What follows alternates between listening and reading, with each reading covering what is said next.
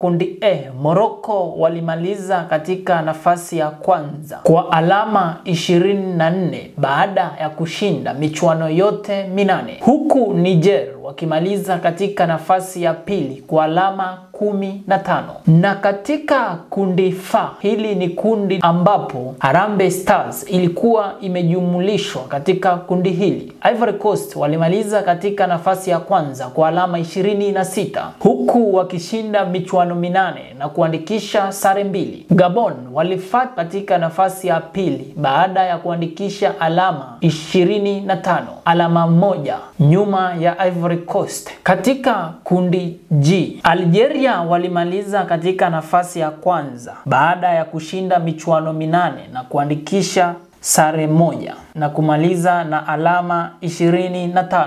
Uganda walimaliza katika nafasi ya pili kwa alama 18. Na katika kundi H, Tunisia walimaliza katika nafasi ya kwanza kwa alama 29 baada ya kuandikisha ushindi mara 9 na sare 1. Huku Namibia wakimaliza katika nafasi ya pili kwa kuandikisha alama 15. Na katika kundi I, Ghana ilimaliza katika nafasi ya kwanza kwa kuandikisha alama 25 baada ya kuandikisha ushindi mara 8 na sare 1. Huku Madagascar wakimaliza katika nafasi ya pili. Timu zote zilizomaliza katika nafasi ya kwanza zilifuzu moja kwa moja kushiriki katika michuano ya kombe la dunia. Waliomaliza katika nafasi ya pili watakuwa wanafanyiwa ranking na timu za juu 4 ambazo ni Gabon, DRC Congo, Cameroon